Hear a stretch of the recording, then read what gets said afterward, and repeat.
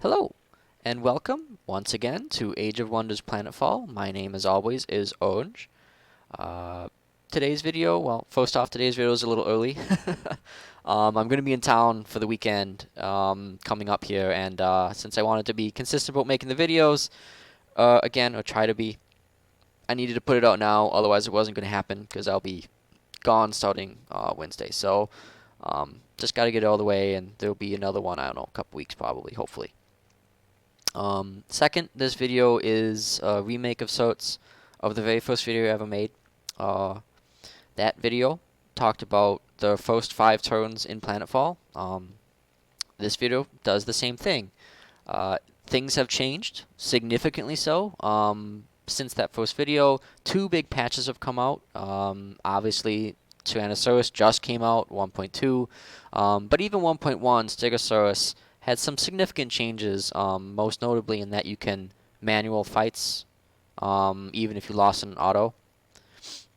For multiplayer, that's a big deal. Regardless of if you're playing with combat cards or not, being able to redo a fight if things don't auto your way helped a lot in some of the pace of the early game. So I figured enough had changed that I definitely needed to revisit the topic.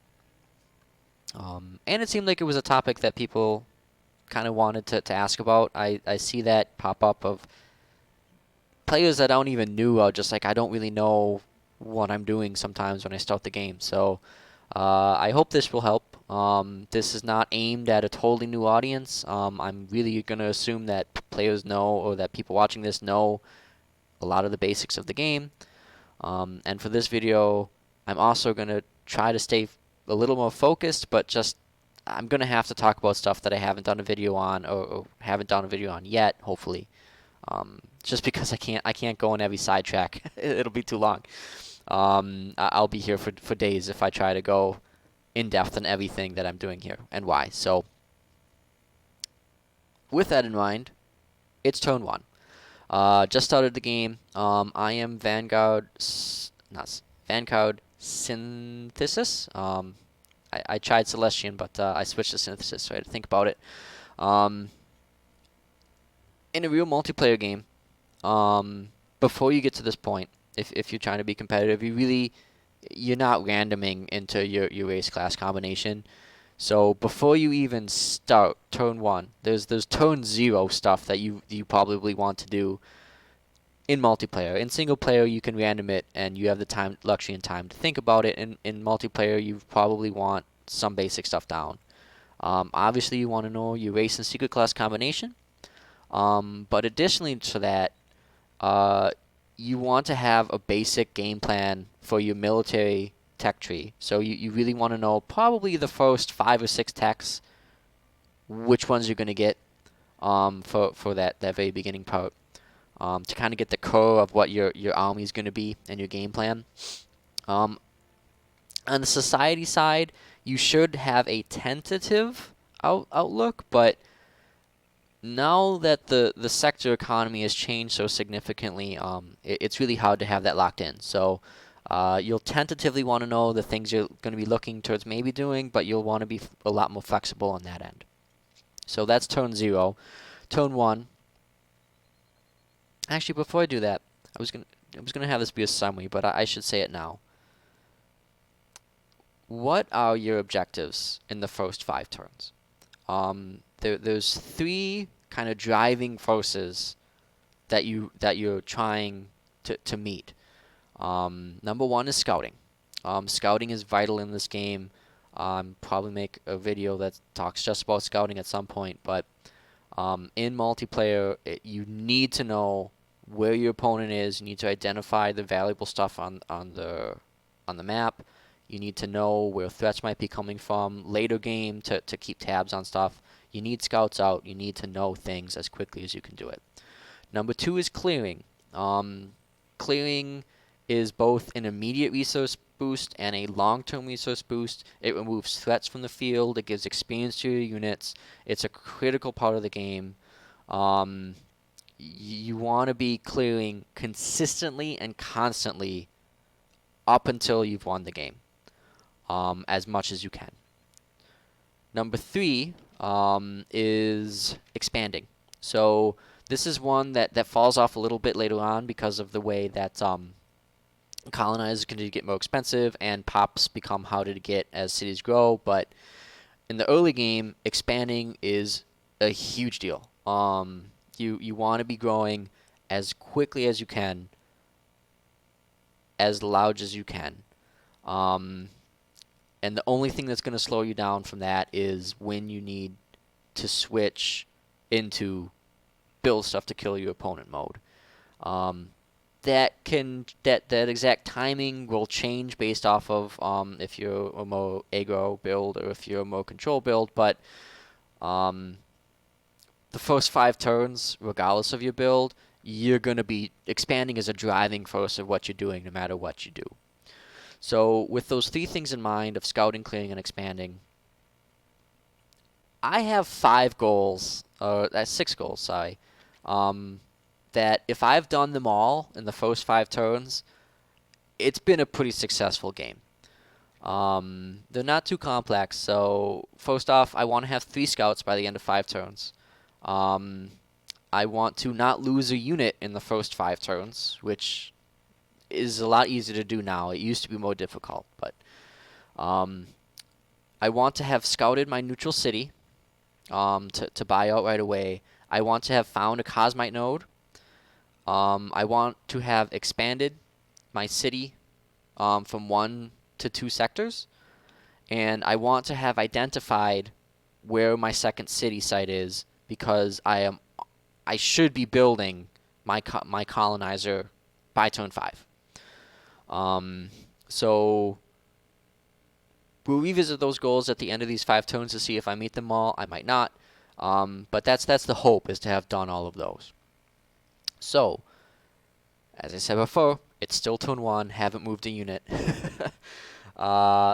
Let's take stock of where we have. I actually haven't even looked at this yet. I just opened it before I hit play on the video. So, we have Scyfish nearby, scouting a tech. Ooh, that's interesting. We are low on food. We have a lot of trouble expanding in a couple directions here. But we've already identified our city. So we've already met 1 goal. That's awesome. Turn 0, we've done something. Our clearing options aren't great. In fact, there's nothing we can even reach. Well, we could clear this turn 1 by pushing the scout out. But let's talk about NPCs. So, turn 1, the decision of what to do with your NPCs, you only get 1 shot to make it. I mean, you can undo it later, but there's a cost. So, most players, I suspect, when they first start the game, lean towards the diplomacy game. They figure that being friendly with NPCs is a stronger option. I thought this when I first started playing the game. The more I played, the more I began to realize that attacking the NPCs for their immediate short-term gain and access to this sector is extremely strong. It's not. I believe it's stronger than the diplomacy longer-term game. I don't believe it's so much stronger that it's always correct to attack them, but it's more often correct to attack them. In this case, we would get access to a tech landmark, which is pretty strong. We don't have a super great alternative. Usually for your capital, you're looking primarily for food and production early on. Your capital it has the entire game to develop, so food can really give you dividends if you can get it in your capital.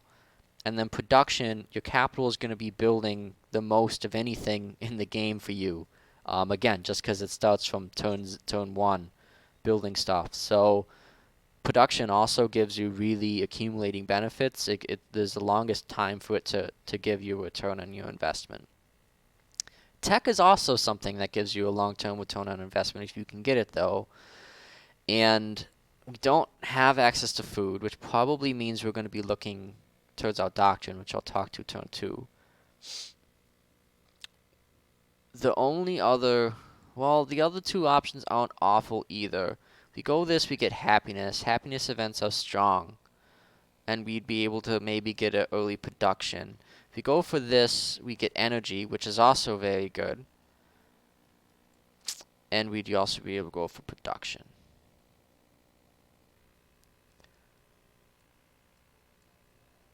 I think in most games I would still attack the sci-fish and annex this sector.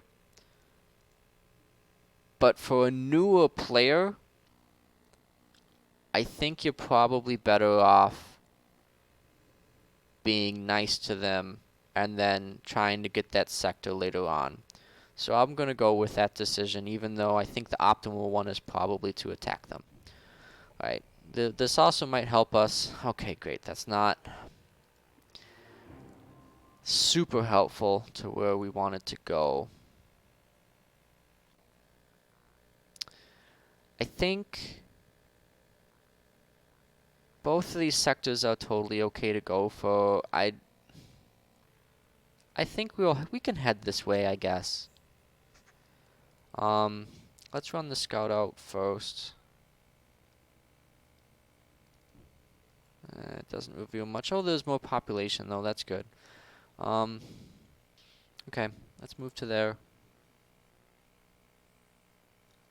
Move to there, and then let's get the scout. Oh, remember to level.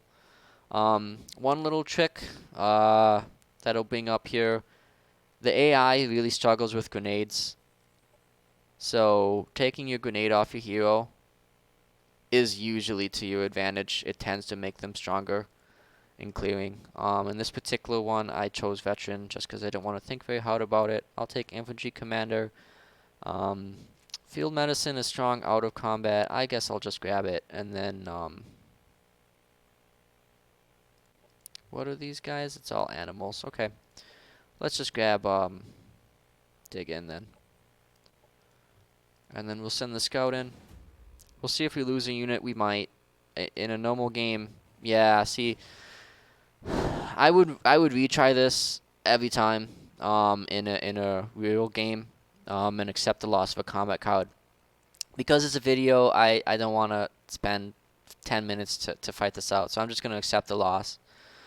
We did get the food reward, so that, yeah, it's a cleared site now.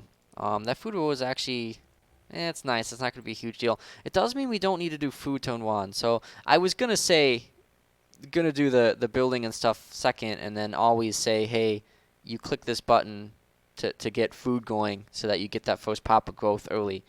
We're going to get that anyways. Because we're going to struggle so much for food in this city no matter what, I'm still going to say that you want to optimize food here.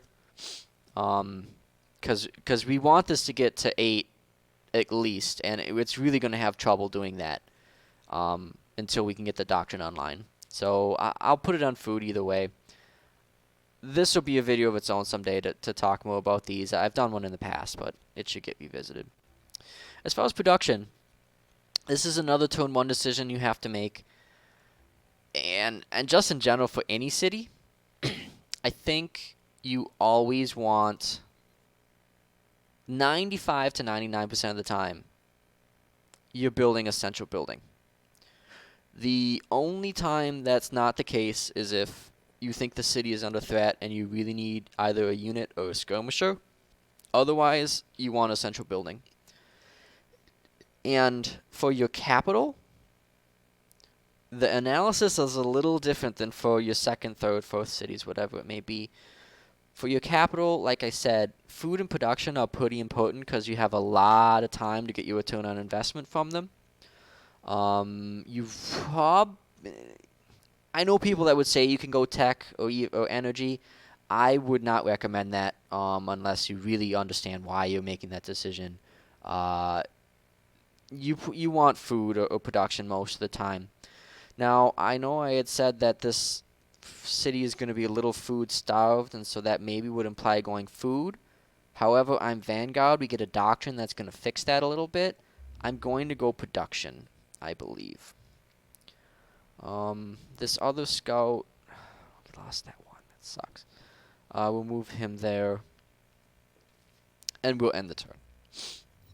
Alright, so we've already boosted to one sector. I will take the one I've cleared, because that's going to give me access to more happiness. Now, we are going to be double dipping here with our central structure production and our sector production. I don't think that's a huge deal. That's okay. And we did buy an extra turn on that. I took the poke for extra energy. Normally, I would just let this finish. Because of how this is played out, I'm going to buy it because I want to get a trooper out and get a 6th unit. And we will head towards doing this quest.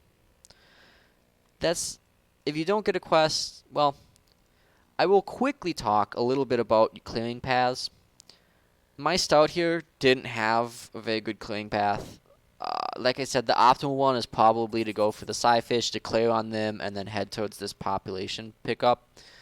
I didn't do that because, again, I think that's starting with tech is a little more. It's a little harder to do for people that don't have a lot of multiplayer experience.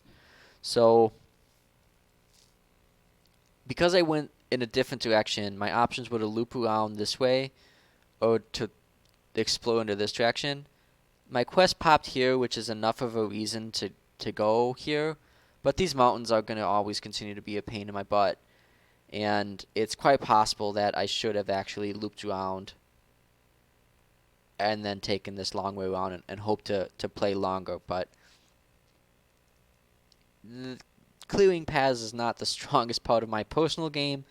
It doesn't necessarily have to be. You really can optimize it, and I know the people that do manual fights get a lot better at it for like play by email.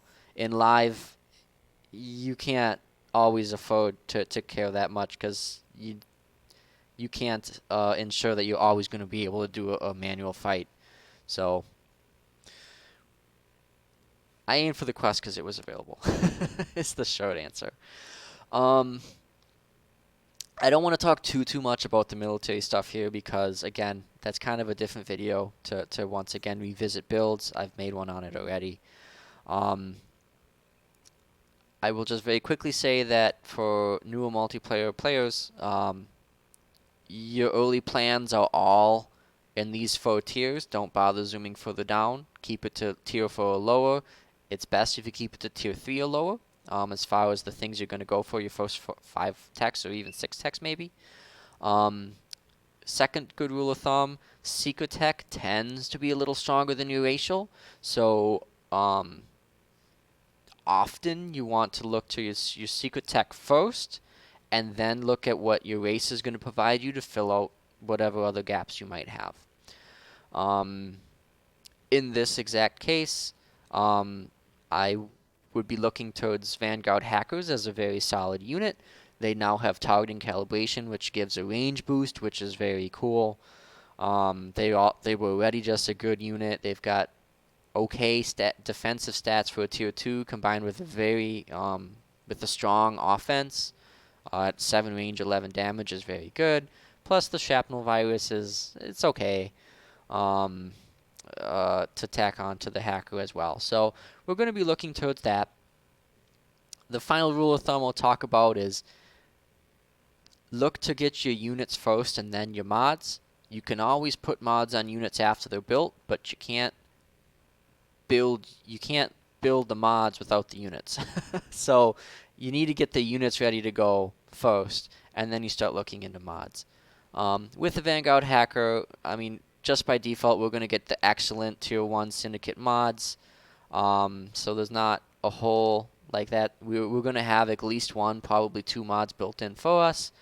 However, the early Vanguard mods are also very strong and nice to get. I would say at a minimum, I would probably want nanite injectors on these guys. I also would want access to the Vanguard operations. Once I get these 3 techs, then I would have considered this beforehand as far as what my third mod would be if I was going to do both of these. And this guy, I probably would. There's a chance that I would be looking towards improved combat sensors instead for that evasion chance. Or be playing towards combat subroutines and motion disruption. But for our purposes today, this is simple enough. The society tree I want to talk about a little more in depth. Because there's stuff here that has changed significantly. And it doesn't affect the first 5 turns too much, because for anything except a no colonizer game, this is Tech 1. Like, there's no question you want colonizers first. That's just it. Now, if you high roll into it with the data repositories, things change a little bit. But this is your first tech. The difference is with some of the rebalancing in T-Rex, now that we have some of these connections between the different tech paths, and with the general some power is taken out of operational effectiveness and has been given to doctrines, we've lost a lot of the stupid techs in the middle that don't give you a whole lot. Things are just cleaner. So once you get your colonizer, you really do have a decision of, do I go for doctrines? Do I go for an early development tech? Most of the time, I would say your path is probably colonizer into whatever your first sector development is, into colony infrastructure. In this case, because I'm going to be struggling for food so hard in my capital, I'm actually going to go from colonizer into my first doctrine, or my first doctrines, because I want frontier survival. It's a very strong economic boost no matter what, but I really can't afford to let it wait, because I need that food to get my capital up and running. So I think it needs to be my second tech. So this would be my first 2. From here, I would have to look. There's actually a chance I'd want to go for worker integration. It's more likely that I would go for the development tech and then my Cosmite. So that's turn 2. Again, the important decision is techs in turn 2. Moving on into turn 3, we have our first sector popped. We have the ability to build an exploitation. We want it to be this industrial one. We have the energy. Yeah, I'm not going to spend 110 energy on a trooper. That's not going to happen. So we'll let that slow build naturally. Even though it's going to put us slightly behind in our sector, but we were ahead on our sector because we picked up that food early. We'll take this quest. Again, I'm just going to auto it. There's a very good chance I lose a unit here. Of course. Again, that in a real game, I would be retrying this. I wouldn't accept losing a unit, but for our purposes, I will just let it be. For people who may not know this, your racial settlement that you always get within a couple sectors of your capital, it always costs 45 influence to buy. So you can plan for that, where the default is you get it by turn 9 or 10. I don't remember if you start at 0 or not, and I don't want to do the math. But you can always plan roughly when you're going to get it. There are exceptions that can get it a lot quicker, but just a thing that people may not know. This is an Imperial Standard. I will continue to clear, because like I said, the importance of clearing. Again, I've now lost 2 units. My starting army is significantly weaker. I may lose yet another one. That's what happens when you do videos live. Whatever. Again, I'm not going to afford the time to deal with that situation, even though that would never happen in a actual multiplayer game. It is what it is. It does mean that I don't have a lot to do for turns 4 and 5. I can talk about the pity stack. So the pity stack is a mechanic where if you lose a whole bunch of your units, the game will just give you the option.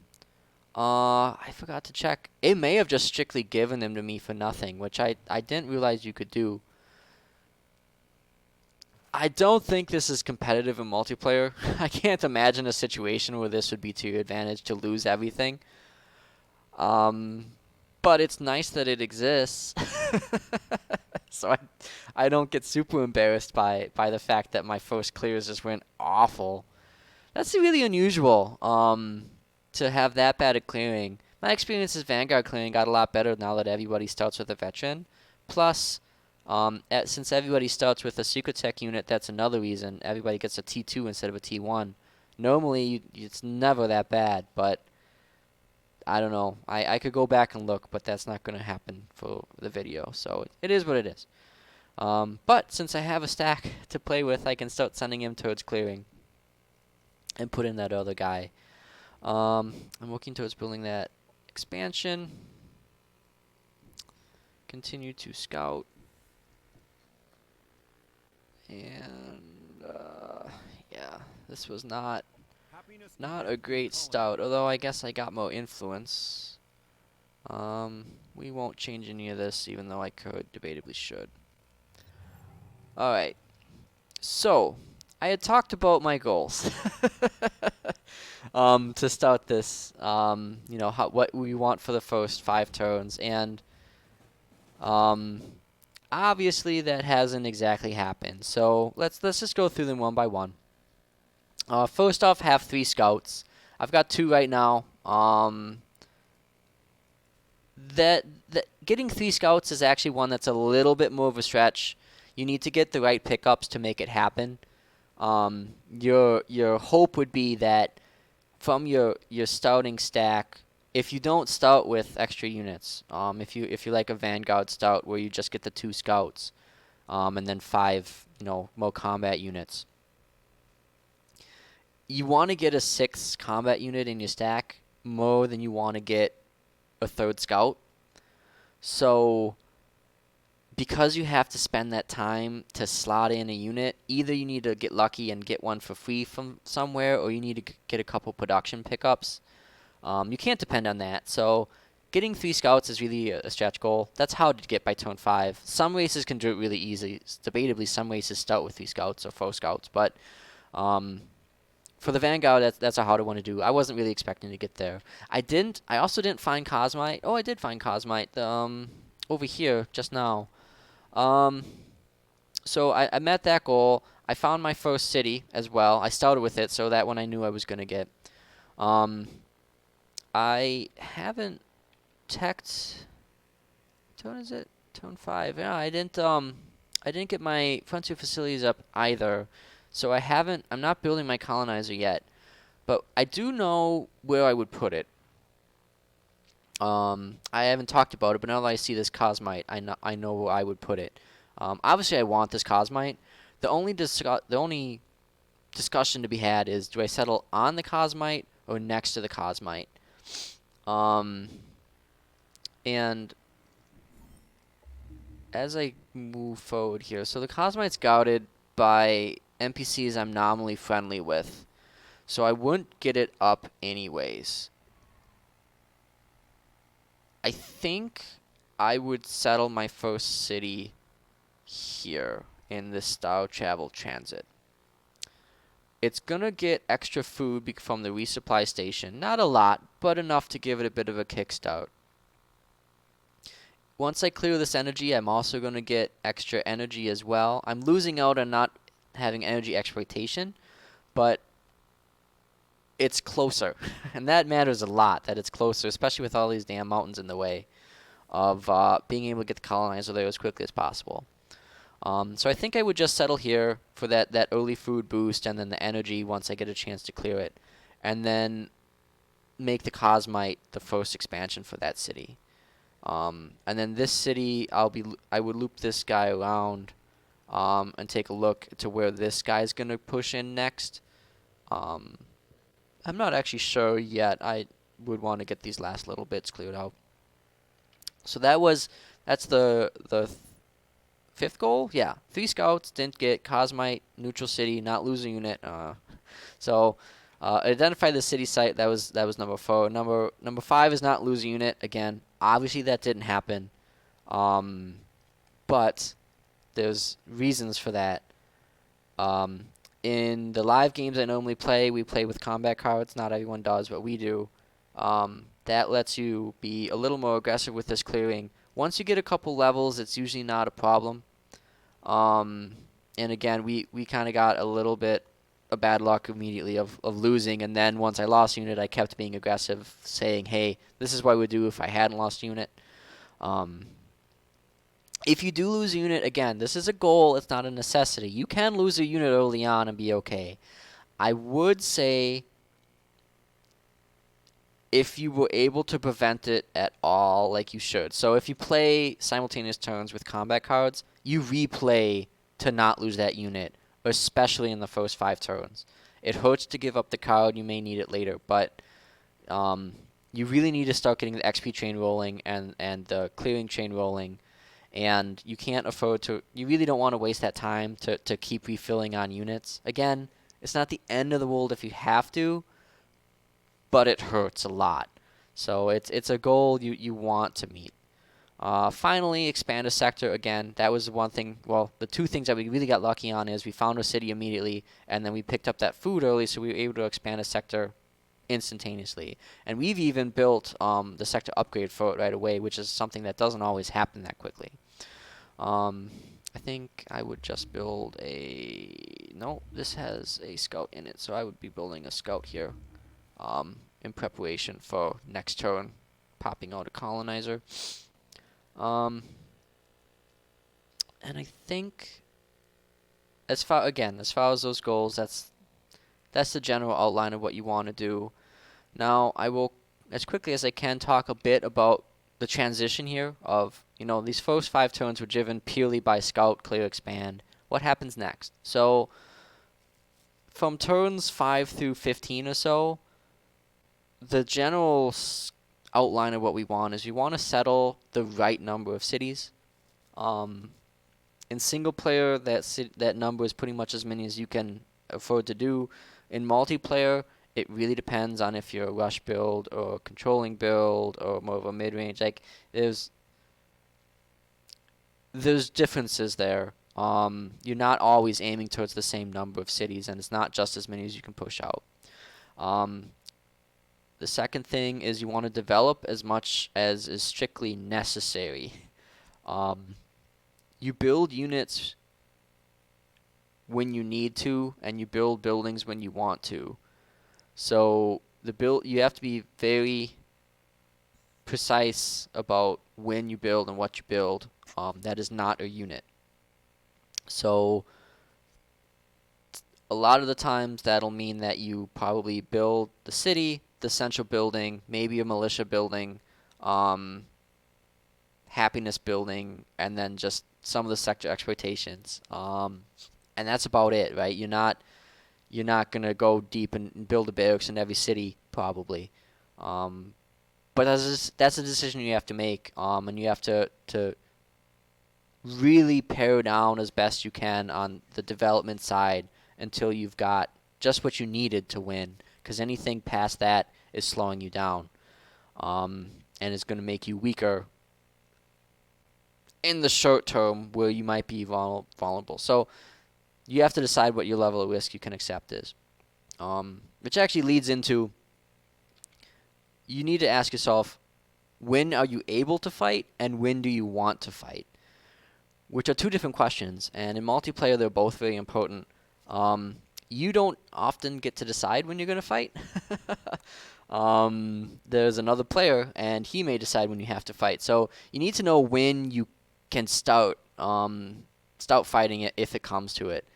And you want that turn to be as early as you can manage it. When you want to fight, you really can decide. The problem is that often when you want to fight is really late, that pulls when you are able to fight back as well. So there's a risk reward there, which is a topic for another video. And kind of the final transition here is, again, continue to tech into the curve you build. The 5 or 6 things that you think you really need, pretty much the unit that you expect to be your main unit, and then the 3 mods that you want to start with on it, plus a couple utility operations. is about the core of your build. So again, for my hackers here, it may just be these 3 techs, and then I don't know, maybe Shadow Bomb, because I think it's a little more cost effective than Laser Strike. So these 3 plus this guy, and that's the core of my build. It won't take long. I'll probably have it by turn 12 to 15. But once you do that, that's you're transitioning through that, and then after that you can start the more deeper stuff of your wants. But that's really where you're transitioning. And again, in society, things have changed. There's a lot more flexibility here, and there isn't really just a core build in society anymore. You really have to flex into what the game presents you. So with that being said, and with that as our next steps, I think that covers everything I wanted to talk about for this video. Yes, so thanks for watching, and as always, enjoy Planetfall.